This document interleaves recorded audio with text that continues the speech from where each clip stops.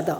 And that's the reason why CII, IWN is very much there, and it sits separate from the CII larger body. So with that, I'll get a little bit formal. I welcome on stage Dr. Arvindan. He's the director for Kaveri Hospital and our distinguished chief guest for today. Mr. A.R. Krishnan, our chairman, CII Tamil Nadu, and managing director, St. Gobind Glass. He's been a strong supporter of us this entire year, and we thank him for that. Of course, my vice chair, Amudavalli Ranganathan, executive director, Karen Care Institutions, and of course, standing right beside me through this year, so I have a lot to thank to her for. And of course, we know R.C. Arun, our leadership convener, who's worked tirelessly with me along with a huge team to pull Thaaragai together. So Thaaragai is our end of the year leadership. It is also the year we end this entire year-long work that we have done across verticals of IWN. It is also the year that we, and the day we do a change of guard. So I do take this opportunity to welcome all of you, not only to be part of this leadership conference, but to stay and be part of our annual day, which will be right at the back of Thaaragai, to see the change of guard, to see the kind of work we have done through the year, and to basically celebrate this entire year also. Last year, Thaaragai was the first edition. We had essentially worked on the platform of women catalyzing progress. This was the conception of Ms. Kritika Shivkumar, who's also with us. And it was her brainchild that we need something that essentially is a celebration. And that vision that she put forth last year, the CII, IWN, Tamil Nadu team, because this is an entire team effort that has taken the second edition forward. Through the year, through the day, you're going to essentially see various different speakers coming and speaking. We have kept Thaaragai at the back of She Leads, which is also our MOU with the Tamil Nadu government, where we are looking at how to include women in workforce participation, and also to essentially see how equity hiring practices can be done in the workplace. So, without taking much time, I'm going to hand over the baton to RC, who's going to essentially talk to you about what Thaaragai is about and what you're going to see this day unfold. So I welcome each one. வருகை தந்திருக்கும் எனது அருமை தோழிகள் அனைவருக்கும் வணக்கம். மகளிர் தின வாழ்த்துக்கள்.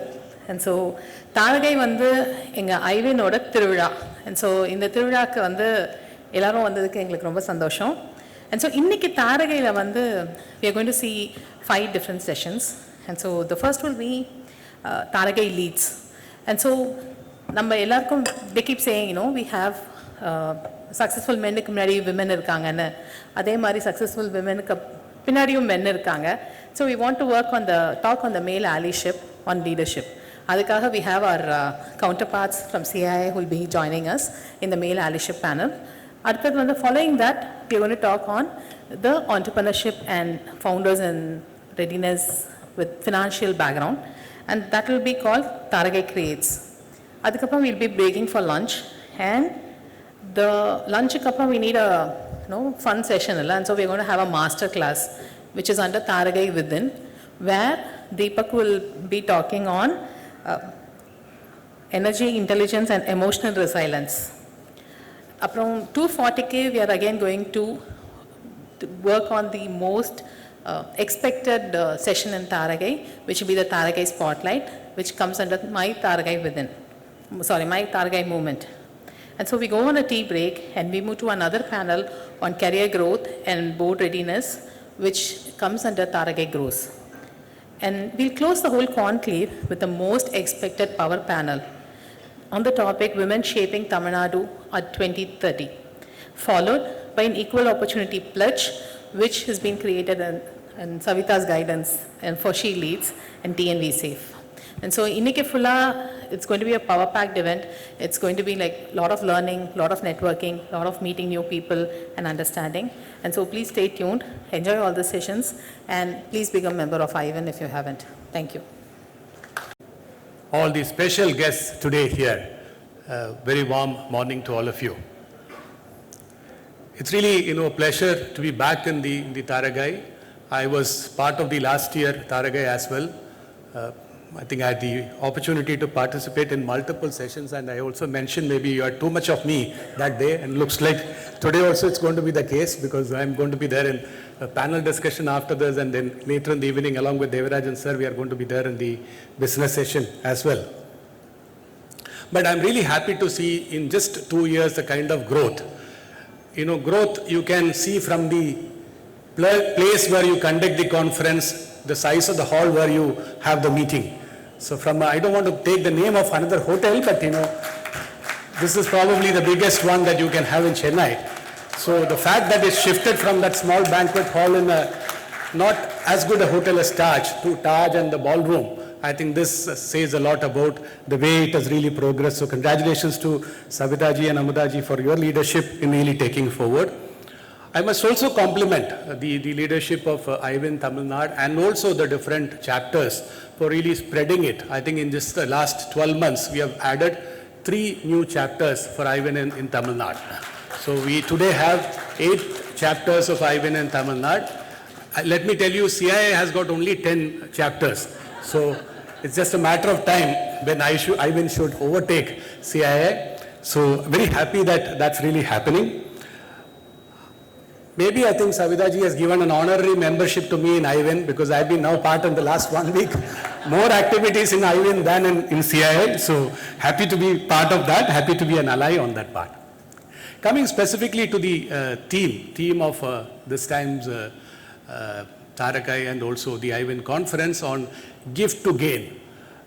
Personally, I have a bit of a challenge on that, because normally when do you gift? You give to somebody without expecting anything in return. Okay, so therefore I have a bit of a challenge. I don't know why that topic, but I know you are not to blame for that. It's the International Women's Day. They have chosen that particular theme. So we are given the syllabus. We have to stick to the syllabus. So let me stick to that. Okay. To me, I think therefore, who do you gift? The question is, who do you gift, and therefore what do you want in return from that? To me, there are 4 or 5 people to whom you are gifting. When you are gifting means, what I mean is really your participation in the economic activity.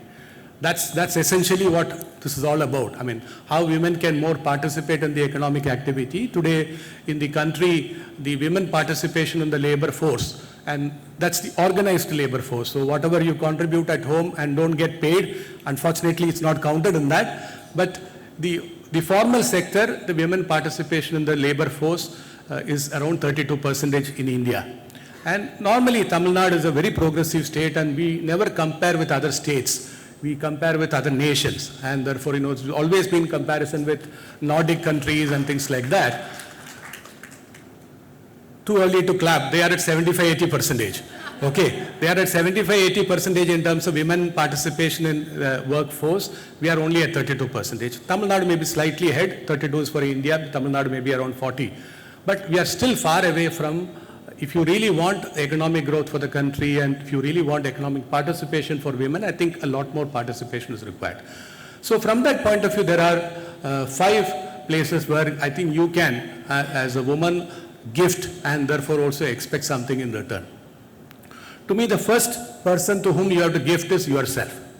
Before anybody else, you give to yourself. What do you give to yourself? You give to yourself the economic freedom, the dignity, the kind of learning that you get, the confidence that you get. I think that is the first and foremost thing. So before worrying about the nation, world, state, everything, please think about yourself and give to yourself that particular, what does participation in the economic activity really brings in to you.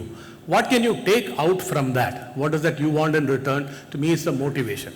Every day when you wake up, you will have lots of challenges. All of us have challenges. And mind you, challenges are not only for women. Challenges are for all of us. We were waiting downstairs. I was getting a few calls saying, now the war is happening, so there can be a lot of issues in terms of energy availability. All of us get so many issues.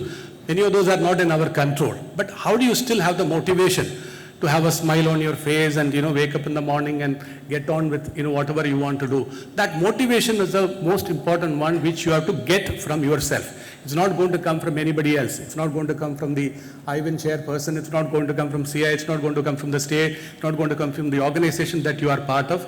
It has to come from you within. So how you gift all the economic freedom, whatever, financial stability, all that, and in return get that motivation.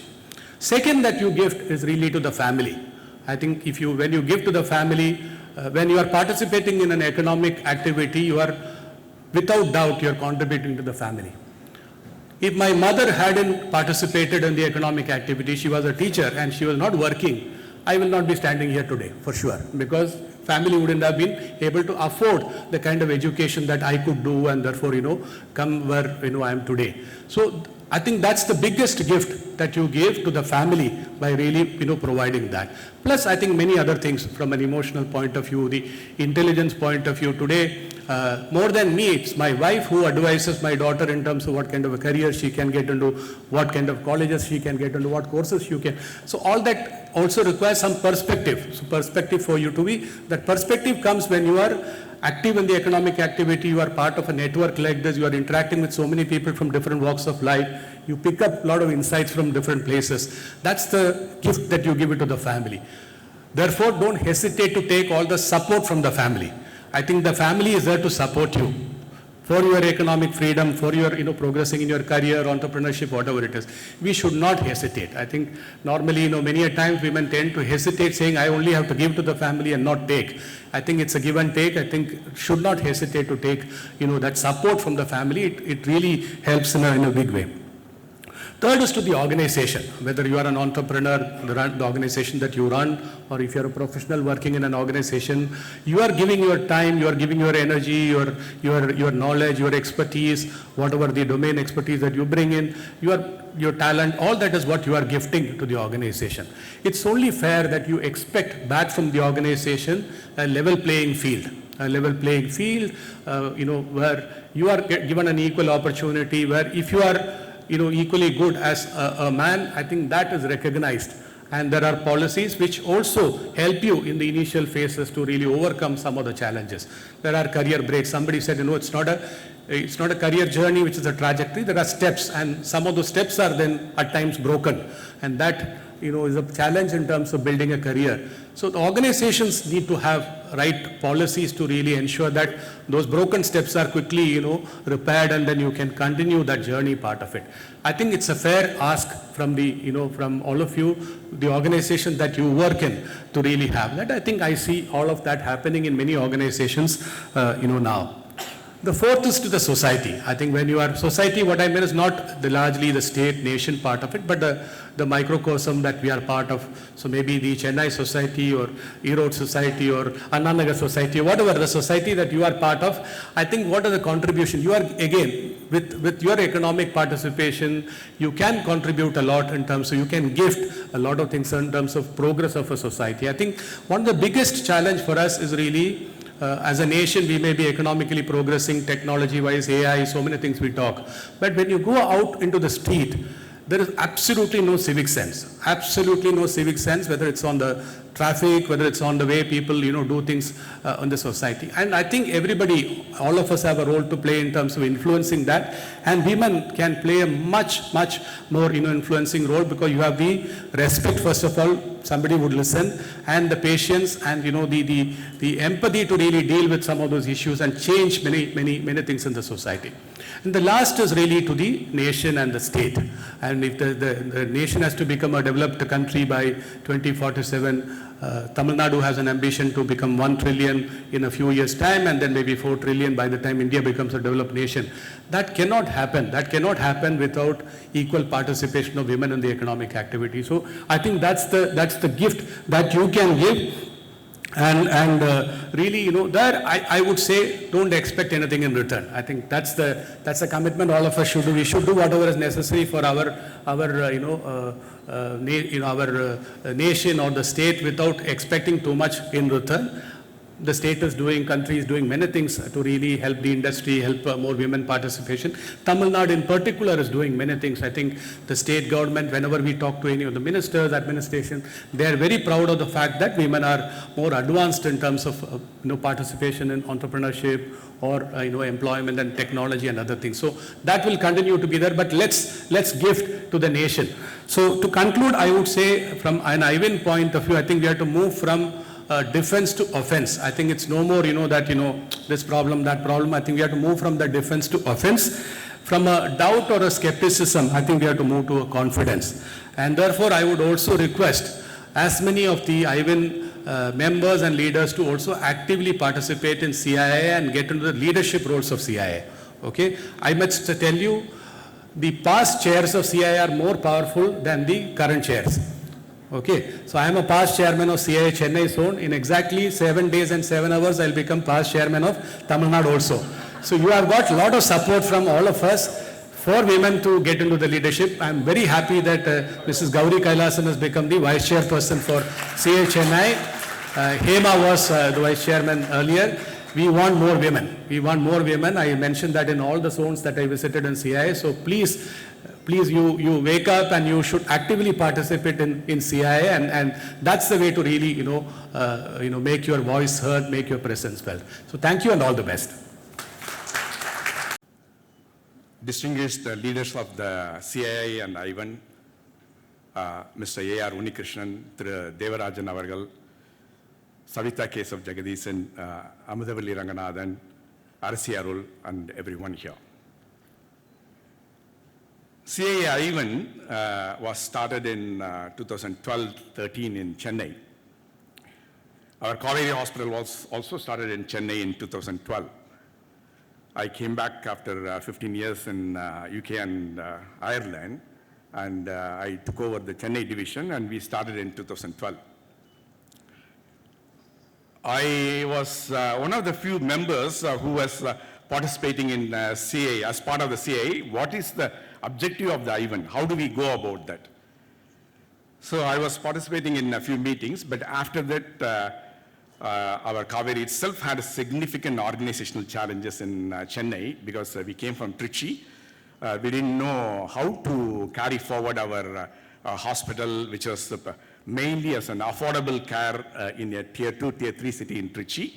But Chennai, the market, everything was different, and Chennai people are not ready to accept. So between 2012 to 2016-17, we had our own significant organizational challenges. So I couldn't take part in any one of the CII and IWN related activities in the CII, the IWN. Then it's really heartwarming for me, after nearly 13 years, I stand here as the chief guest for the CII IWN event, where I see there are 8 zones here in Tamil Nadu alone. And today, this morning, I was checking at where we are meeting, because I went through the invitation, and when I saw it's a Taj Coromandel, and I here see the large crowd. So one of the prestigious hotels of the Chennai, and most expensive place to host the conference, the CII IWN has truly grown. Congratulations to each one of you.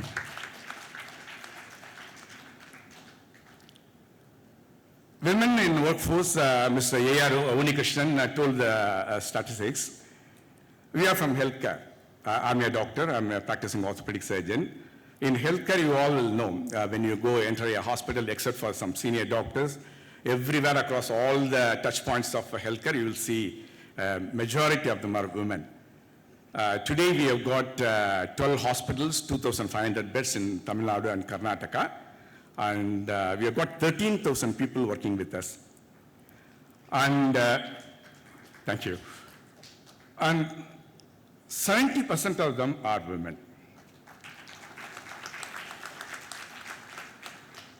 But do we understand? I mean, even though 70% of our workforce is women, as an organization, not only Kaveri, any healthcare organization, do we really understand what a woman needs, what a woman wants, either in the workplace or out of the workplace?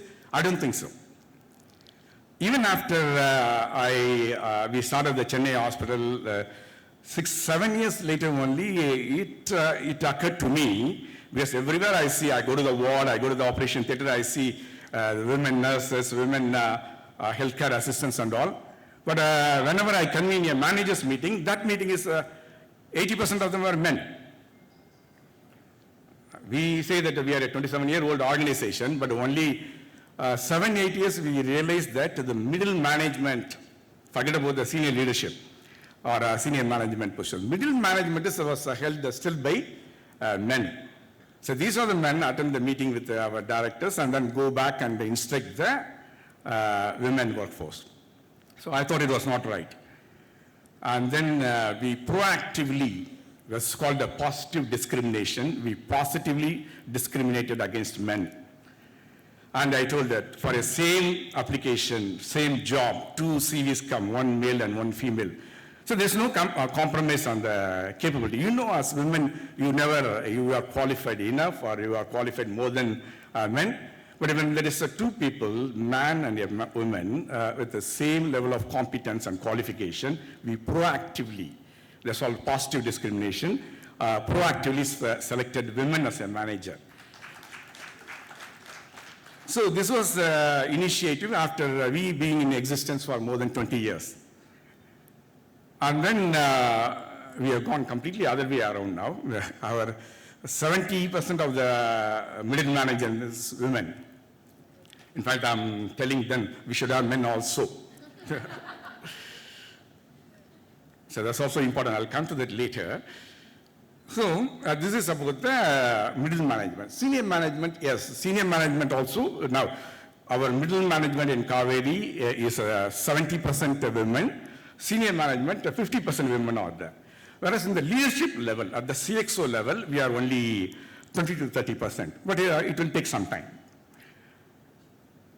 Why it is happening? Because historically, none of the organizations, either the organization or society, family, or house or the home, is not designed for women playing an active role, even in the family or home, public spaces and all.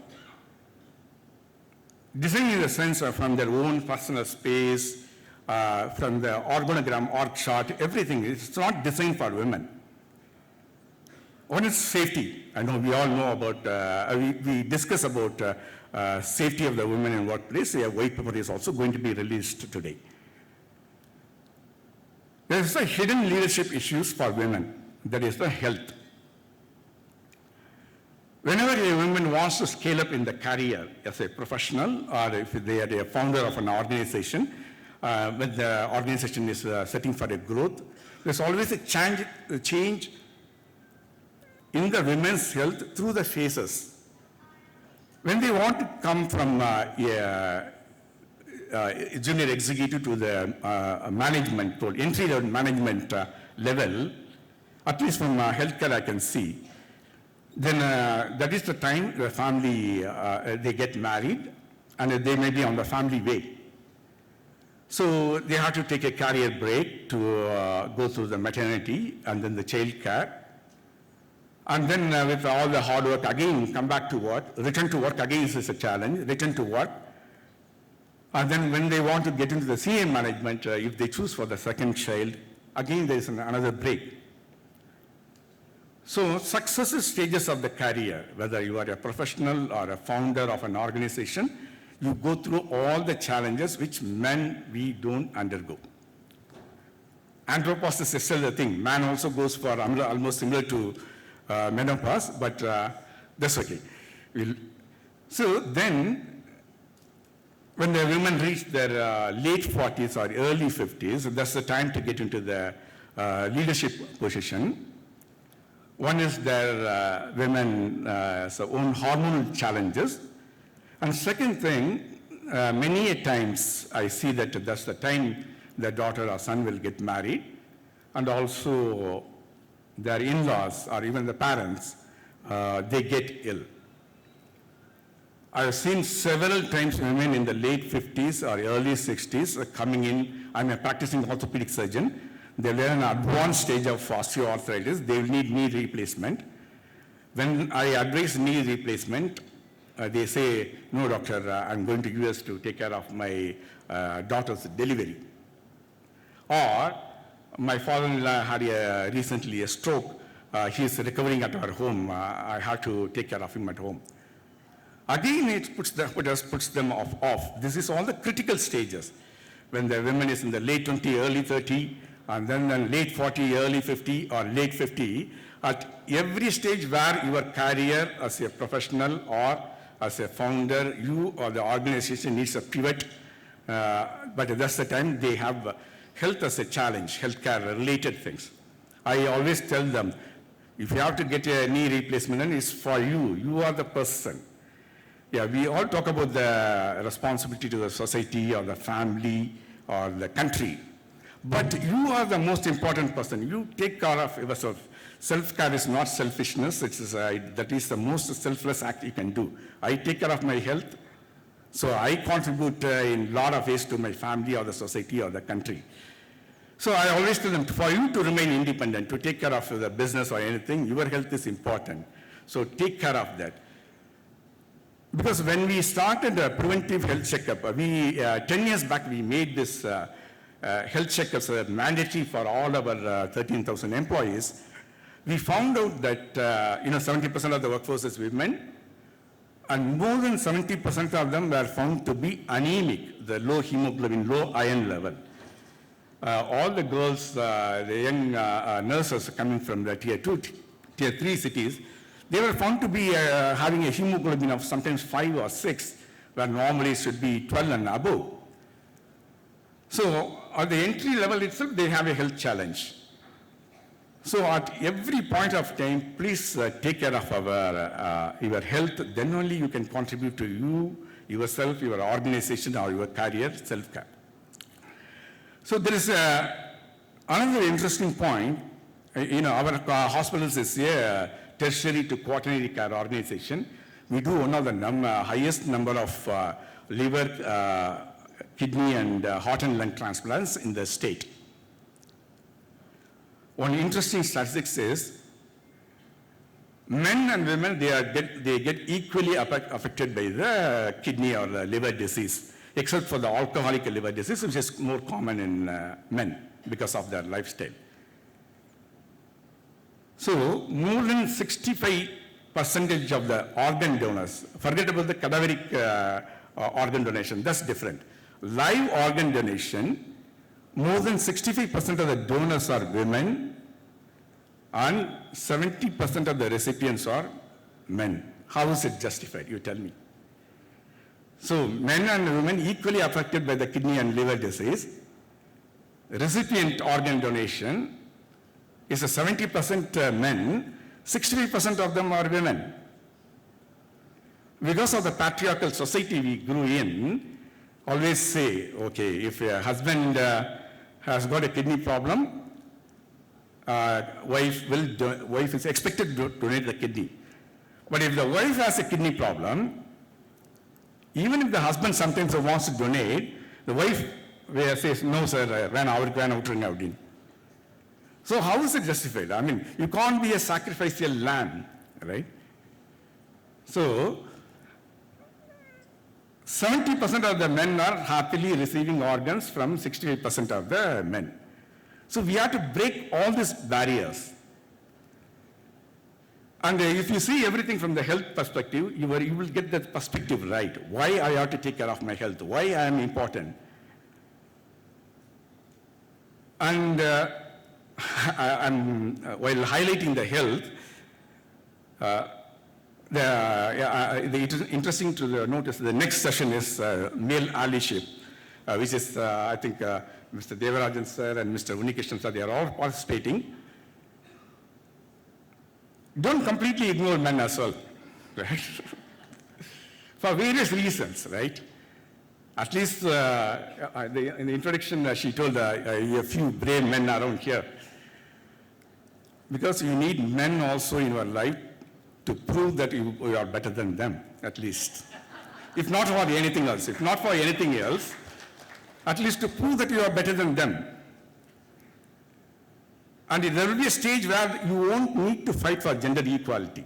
I mean, Tamil Nadu is a very progressive state. We are fortunate with the successive governments focusing on women's safety, health, empowerment, everywhere. We are very, very fortunate. There will be a stage, in a near future, we will say that women don't need to talk about gender equality. So the male allyship, the Tamil I think can I say it on saga, sagi mari saga. Have them as your colleagues, right? And it is changing. In your own families, you will have noticed what your father, your husband were not. The sons are different. Our sons want to contribute in the kitchen, everywhere, even in the care of elders, everything. So men are changing as well. Don't ignore them. Have them as your colleague, but look after yourself. That is very, very important. On this note, CII, first of all, I'm happy to see the growth of CII, IWN Tamil Nadu chapter.